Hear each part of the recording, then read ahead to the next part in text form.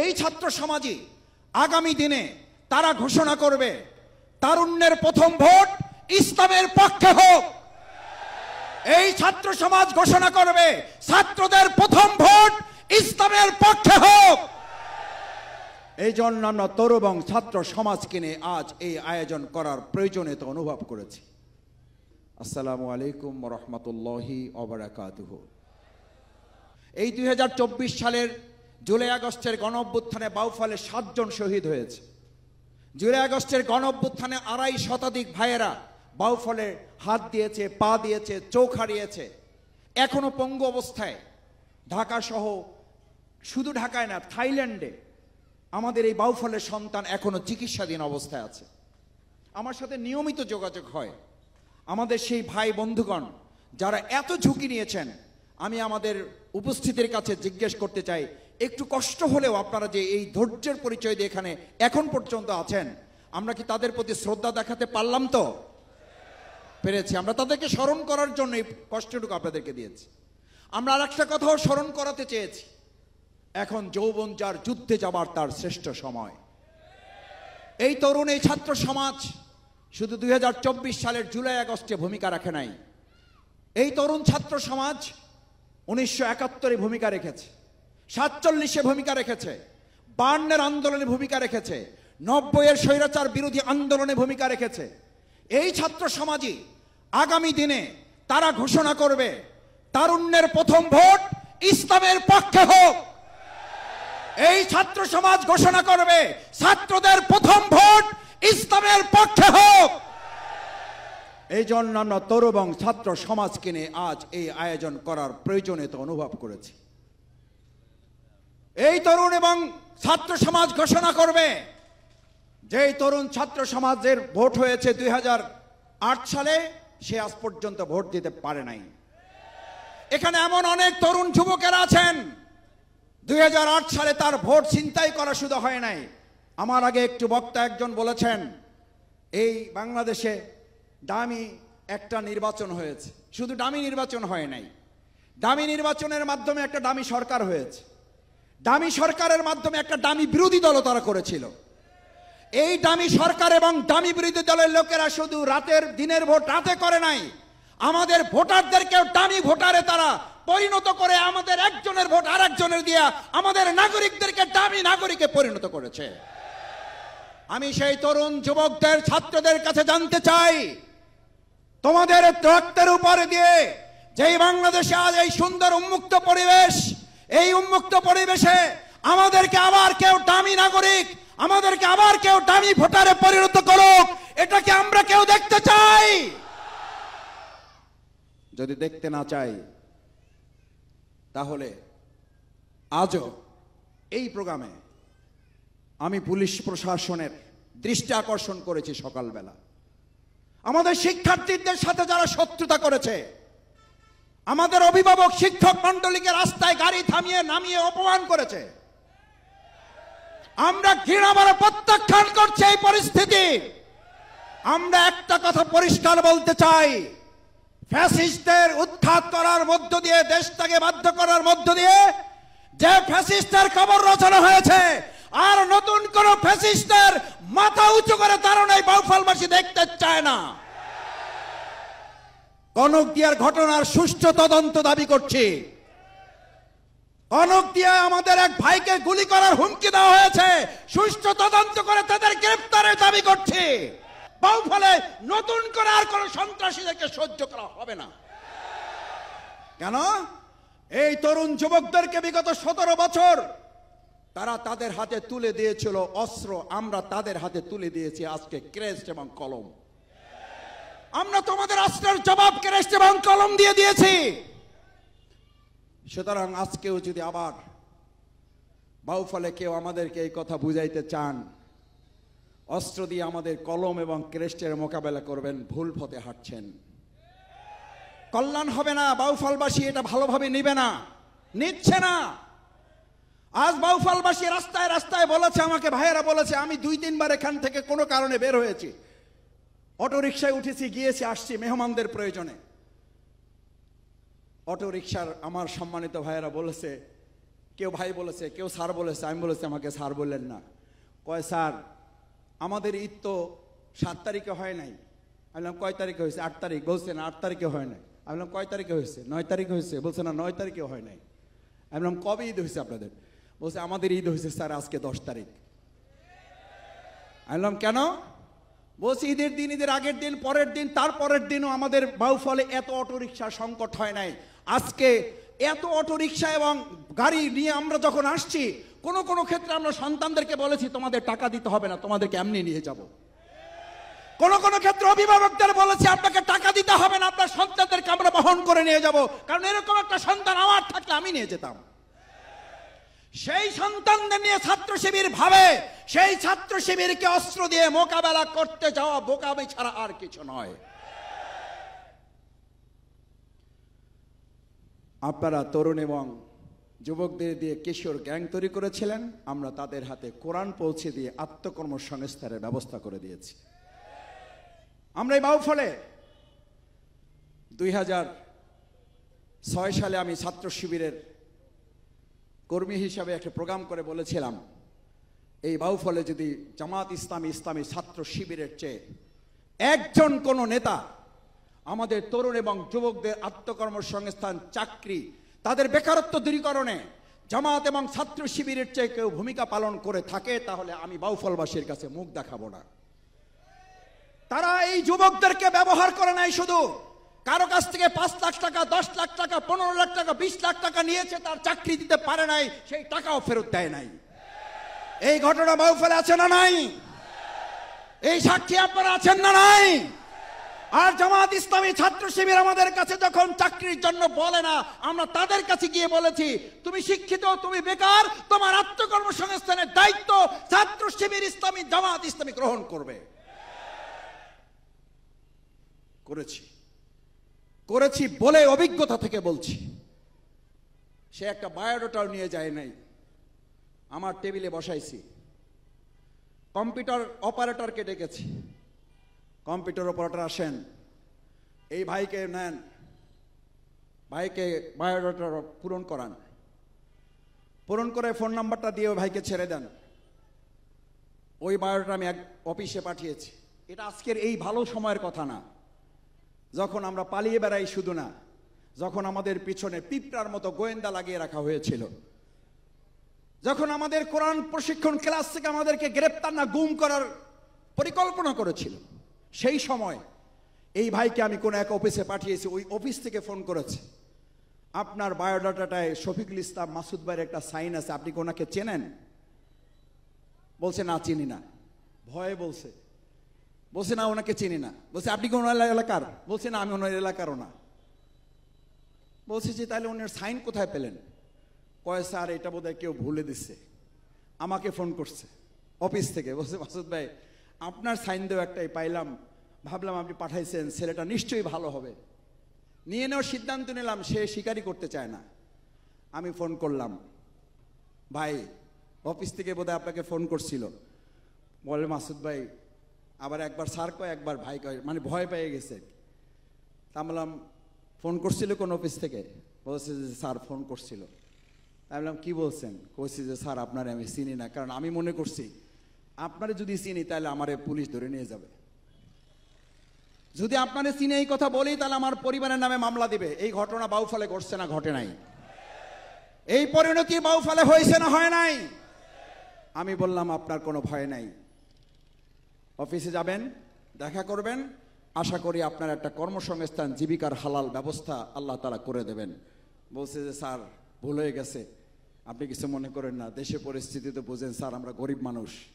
এই পরিস্থিতিকে মাথায় রেখে বাউফলে অন্তত কয়েক হাজার তরুণ যুবককে আমরা আত্মকর্মসংস্থানের জন্য বাউফলে এসে ঢাকায় ডেকে নিয়ে প্রশিক্ষণ দিয়ে তারপর আমরা তাদের কর্মসংস্থান দিয়ে বলেছি বেকারত্বের অভিশাপ থেকে তোমাকে বাঁচানোর জন্য জামাত ইসলামী ছাত্র শিবির তোমার পাশে আছে।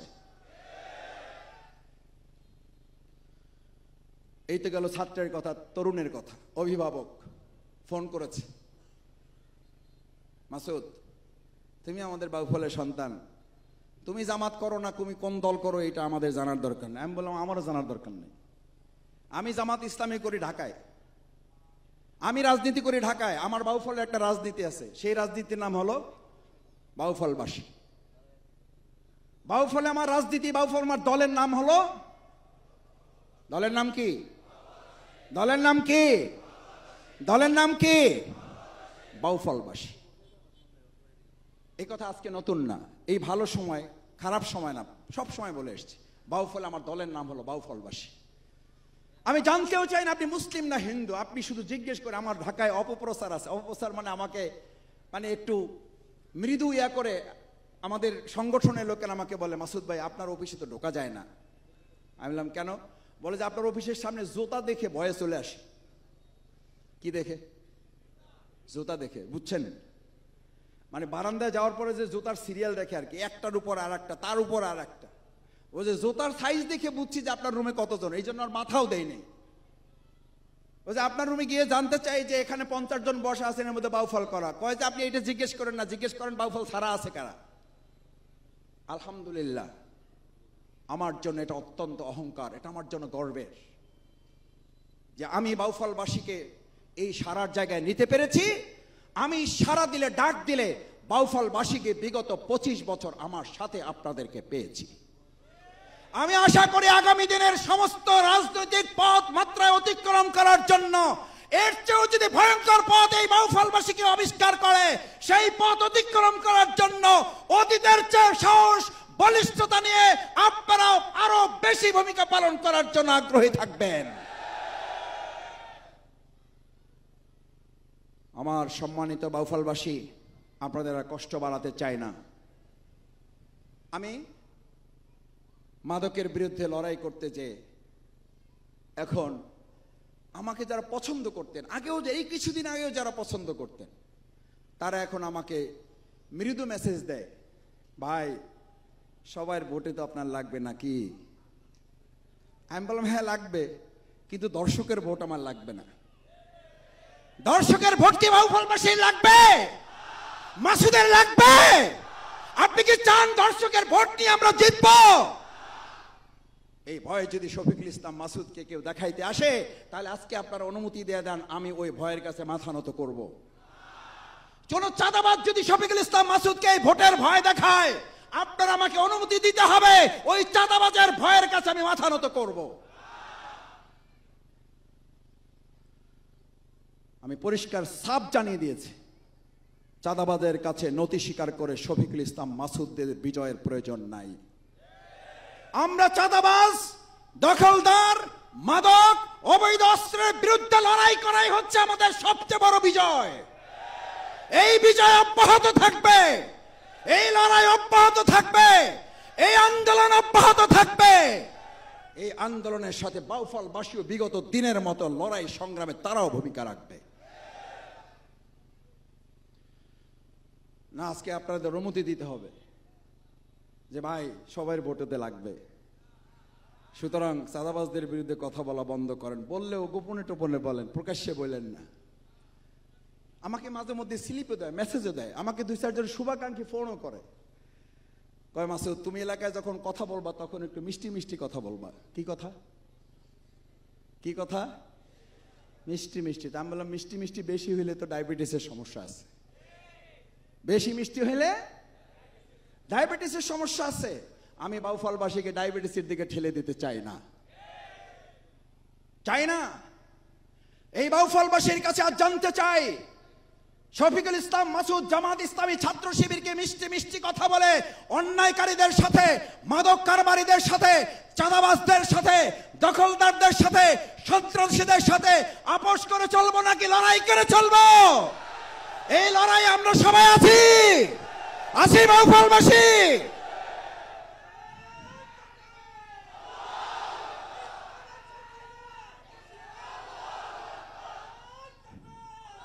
আমার ভাই এবং বন্ধুগণ, আমি আজকে খুব নিজেকে কন্ট্রোল করে এখানে বক্তব্য দিতে দাঁড়িয়েছি যে বাউফলে আজকে কোনো গরম কথা বলবো না, কোনো কড়া কথা বলবো না।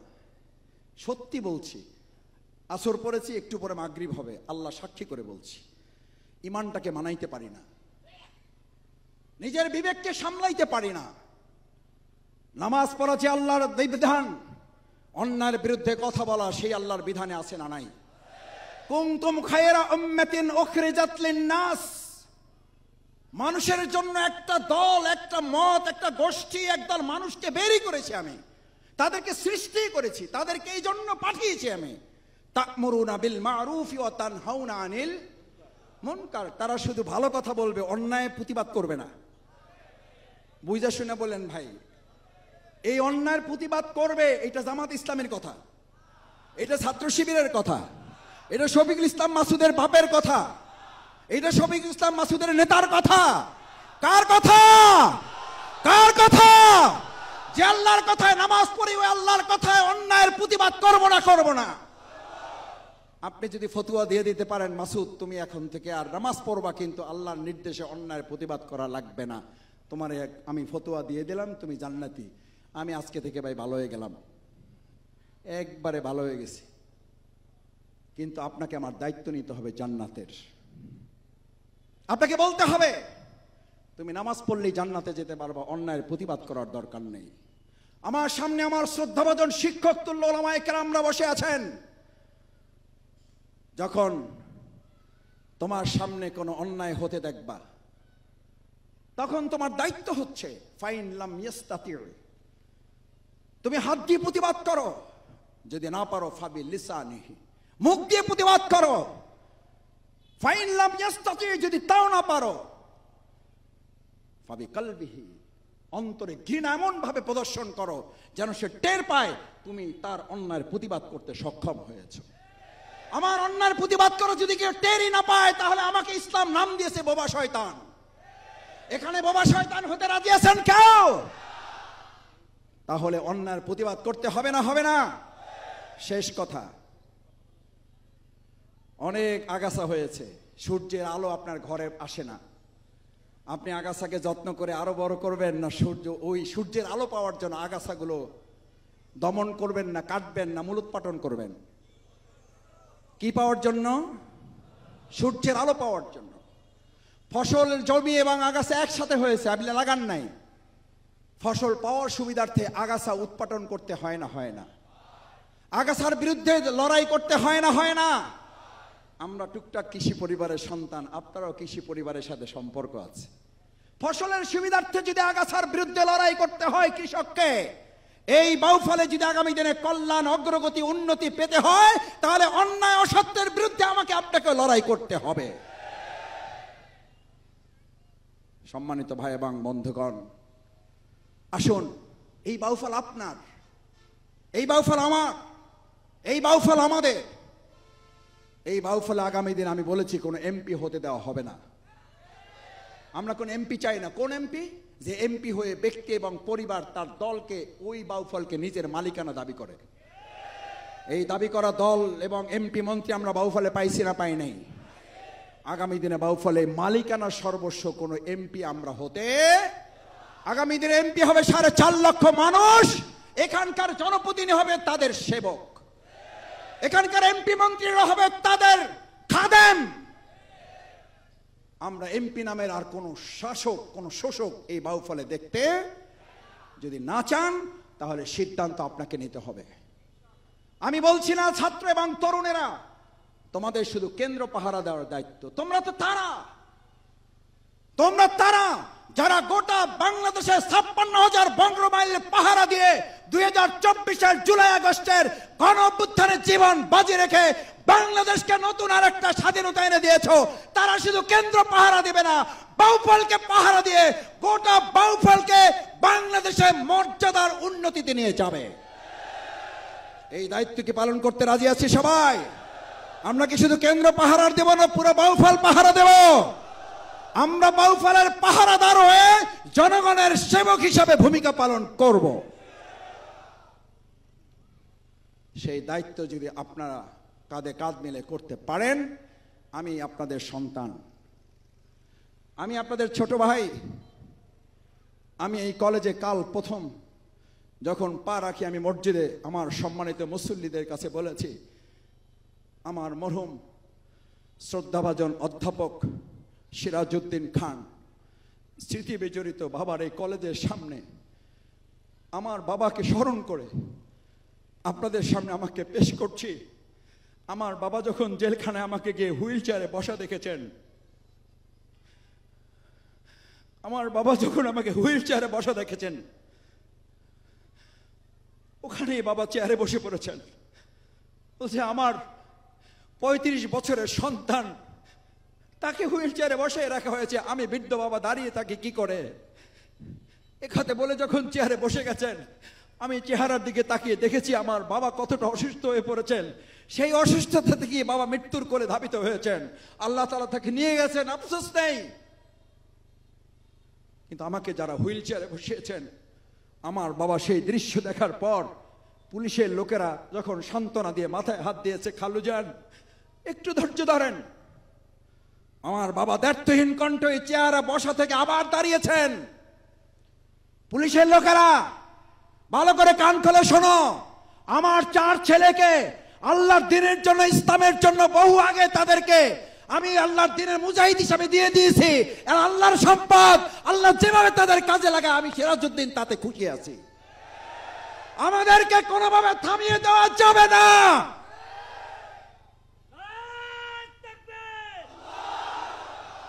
আমার ভাইয়েরা, আজ সালাতুল মাগরিবের আজান হয়ে যাবে। আমি শুধু আপনাদের এই আবেগের কথাটু এই কারণে বলেছি, আমার সাথে আমার বাবা লড়াই করেছেন, আমার সাথে আমার মা লড়াই করেছেন, আমার সাথে আমার সহধর্মিনী লড়াই করেছেন, আমার সাথে আমার সামনে বসা সেজ ভাই মনিরুল ইসলাম আজাদ লড়াই করেছেন। রাতের পর রাত বাড়িতে পুলিশ এসে বিরক্ত করত। আমি মাঝে মধ্যে বলতাম, ভাই তুই বাড়ি থেকে বাইর হয়ে যা, আমি ওখানে গিয়ে থাকি, এত কষ্ট আর শুনতে ভালো লাগে না। এই পরিবার আমাকে বলেছে, তোমাকে আমাদের ঘর নিয়ে, আমাদের বাড়ি নিয়ে, আমাদের পরিবারের সদস্যদের কিনে, এমনকি আমার মা বাবা নিয়েও তোমাকে চিন্তা করতে হবে না। আমার এই সেজ ভাই মনিরুল ইসলাম আজাদ আমাকে নিশ্চিত করেছে, যদি আমি বেঁচে থাকি, আমার বাবা মা আল্লাহর উপর ভরসা করে আমি দেখে রাখবো, তুমি আল্লাহর দ্বীনের জন্য কাজ চালিয়ে যাও। আমার ভাইয়েরা, আমাদেরকে কেউ থামাই দিতে পারবেন না, আমাদেরকে ভয় দেখিয়ে লাভ হবে না। এই বাউফলবাসীকেও ভয় দেখিয়ে লাভ হবে না। আসুন সম্মানিত ভাই এবং বন্ধুগণ, এই বাউফলকে আমরা জনগণের 4.5 লক্ষ মানুষের মালিকানায় সোপর্দ করতে চাই। আগামী 2025 সালের এপ্রিল মাসে যে নির্বাচনের অন্তর্বর্তীকালীন সরকার ডেট ঘোষণা করেছে, আমরা ডেট ঘোষণার সাথে সাথে এই অন্তর্বর্তীকালীন সরকারকে আরেকটি নিশ্চয়তা চাই, অবশ্যই প্রশাসনকে লেভেল প্লেইং ফিল্ড তৈরি করে দিতে হবে। আমাদের রিকশায় তরুণ কিশোররা আসবে, আমাদের রিকশায় শিক্ষকরা আসবে, আমাদের রিকশায় শিক্ষার্থীরা আসবে, মেধাবীরা আসবে, তাদেরকে গুলির ভয় দেখানো হবে। আর সেই ফলে আমরা একটা অবাধ, সুষ্ঠু, নিরপেক্ষ, অংশগ্রহণমূলক ভোট আশা করতে পারি। যারা মেধাবী শিক্ষার্থীদের সাথে এত বেয়াদবিপূর্ণ উস্কানিমূলক আচরণ করে, জীবনের নিরাপত্তার জন্য যারা হুমকি হয়ে দাঁড়ায়, নিশ্চয়ই আমার ভোটারদের সামনেও তারা হুমকি হয়ে। আমি তাদের কাছে অনুরোধ করি, আপনি যে দলের হন, যে মতের হন, আমি আপনার কাছে অনুরোধ করি, বাউফলের মানুষের সম্মান মর্যাদার দিকে তাকিয়ে আপনি নিজেকে সংযত করুন। না হলে অবশ্যই প্রশাসনকে অনুরোধ করব তাদের বিরুদ্ধে আইনগত ব্যবস্থা গ্রহণ করার। আর যদি প্রশাসন আইনগত ব্যবস্থা গ্রহণ করতে ব্যর্থ হয়, এই বাউফলের 7 জন শহীদের রক্তের উপরে দাঁড়িয়ে আমরা ঘোষণা করতে চাই, 2.5 শতাধিক আহত বন্ধুত্বের উপরে দাঁড়িয়ে ঘোষণা করতে চাই, আমাদের শহীদের রক্তের সাথে আর কোন নতুন ফ্যাসিস্টকে বেঈমানি করতে দেওয়া হবে না। এই আহত পঙ্গুত্বদের বরণকারীদের সাথে আর কোন নতুন স্বৈরাচারকে বহন করতে দেওয়া হবে না। সেই প্রত্যাশা ব্যক্ত করে আপনারা যারা কষ্ট করে সকাল থেকে 6টা থেকে এখন পর্যন্ত, এখন 6টা পার হয়ে 7টা, এই 14 ঘন্টা যারা আমাদের সাথে সঙ্গ দিয়ে, ভালোবাসা দিয়ে, সাহচর্য দিয়ে, শ্রদ্ধা দিয়ে, সম্মান দিয়ে, দোয়া দিয়ে, আপনাদের চোখের পানি, আবেগ দিয়ে আমাদেরকে সাহস জুগিয়েছেন, এই সাহস যেন আগামী দিনে সুন্দর একটা বাউফল পরিবার গঠনে ভূমিকা পালন করে, সেই প্রত্যাশা ব্যক্ত করে সবাইকে ধন্যবাদ জানিয়ে আমার কথা শেষ করছি। আল্লাহ হাফেজ। বাংলাদেশ জিন্দাবাদ, বাংলাদেশ ইসলামী ছাত্র শিবির জিন্দাবাদ, আমার প্রিয় বাউফলবাসী জিন্দাবাদ। আসসালামু আলাইকুম ওয়া রাহমাতুল্লাহি ওয়া বারাকাতুহু।